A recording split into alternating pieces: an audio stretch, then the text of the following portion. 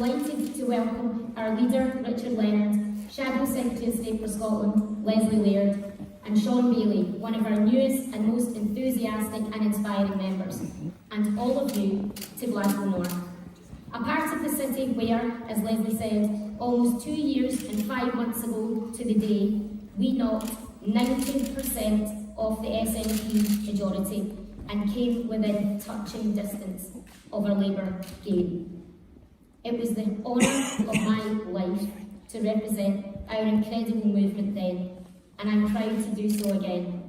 This time though, with your help, we'll finish the job.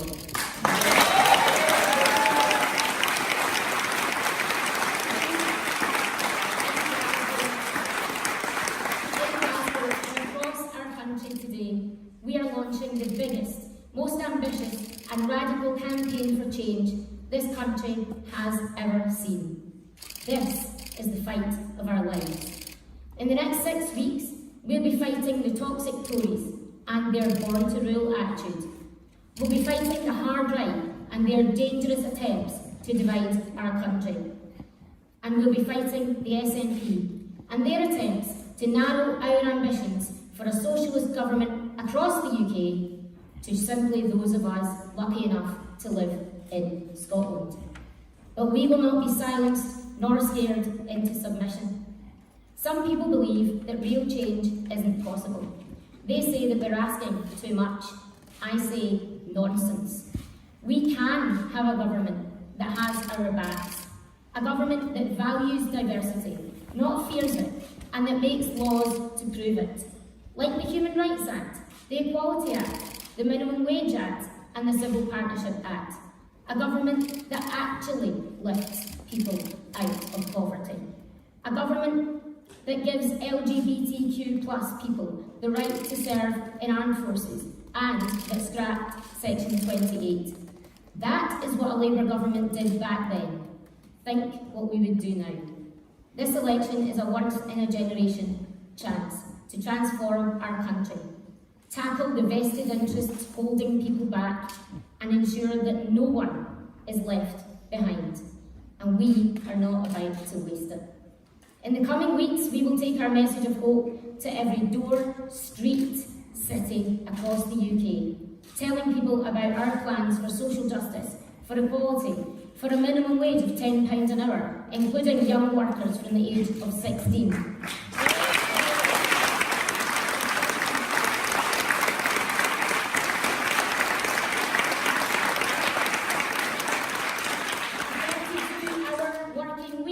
For the biggest house building programme since the war, for an end to universal credit, for rent caps, for a good education from cradle to grave, for an end to austerity, for real action on the climate crisis with hundreds of thousands of new green jobs, cheaper energy bills, for a health service to be proud of, and for the rail, mail and buses in public ownership where they belong.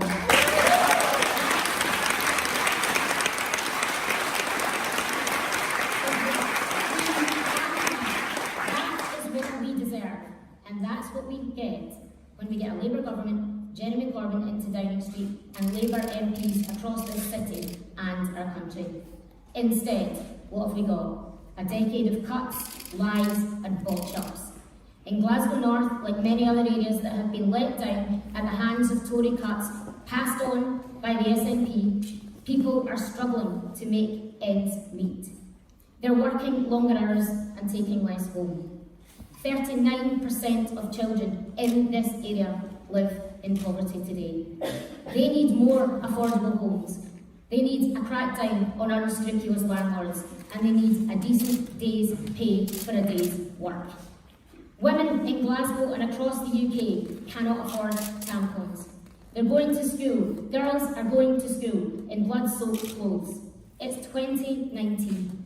No one should have to show what's in their pants or their purses to have access to sanitary products.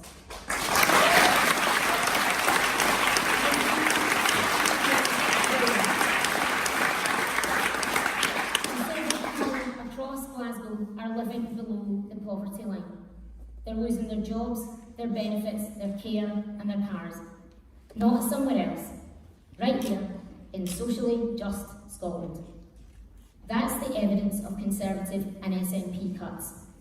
And there's plenty evidence of Tory lies and gotcha-ups too. Just take Brexit.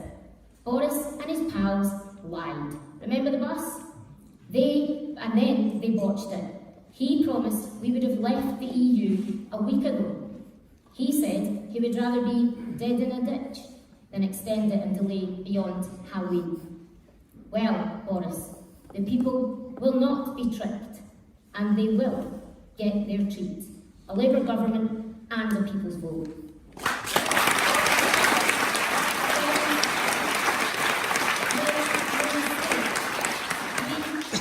Fight on our hands. Our parliaments are filled with people that don't look like us, they don't represent us.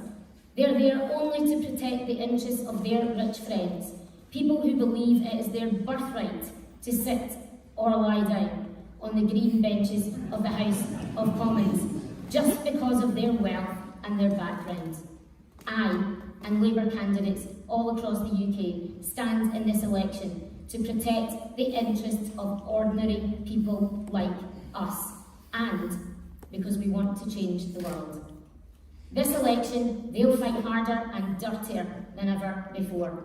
They'll throw everything at us, because they know we're not afraid to take them on. So to them, I say this.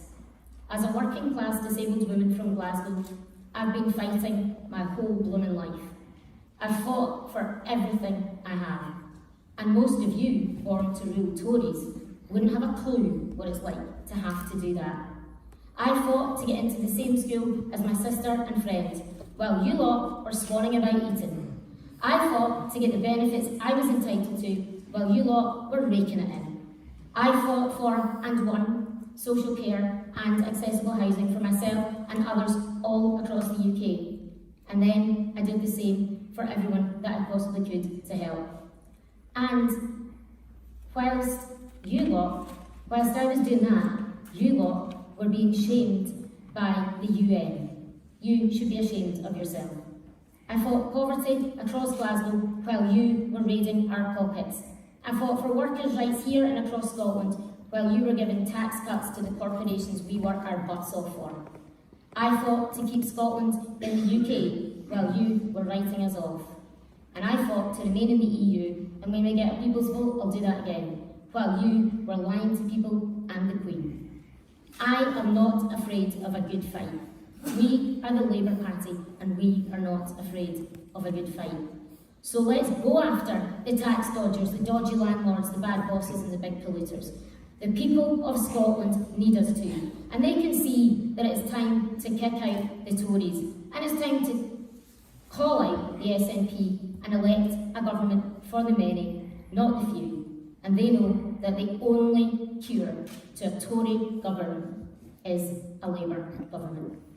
The people of Scotland also know that we need a parliament that listens to and reflects to our people right across the UK. I cannot remember a time when the stakes were higher. A strong union of nations championing human rights here and abroad, better workers' rights, a strong economy that works for the many, a national care service free at the point of delivery, and the biggest house building programme since the war is all in our grasp.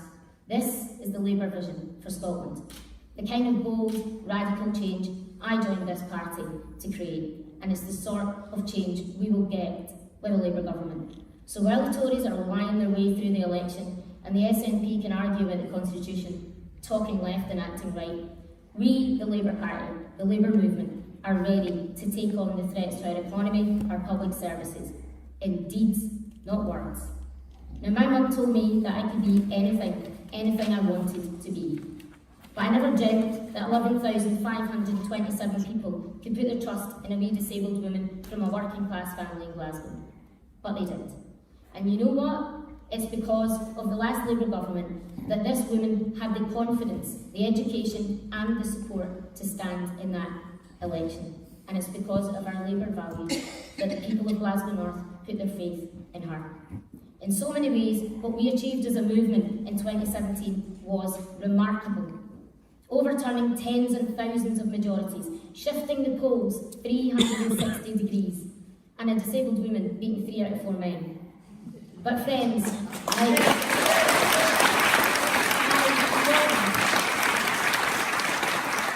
for the day that will come where none of this is remarkable. And you know what? That day will come because of the strength of our common endeavour for social justice and equality. So for the sake of our people, our party, our values and our lives, keep fighting like you've never fought before. Go out, shout it from the rooftops and say it until your throats hurt. A Labour government works. A Labour government has your back.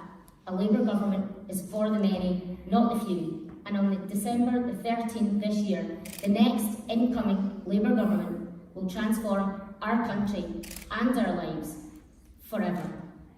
And friends, the next person on this stage will be part of that transformation in Scotland, because we don't just need a Labour government in the UK, we need one here in Scotland and Holyrood as well.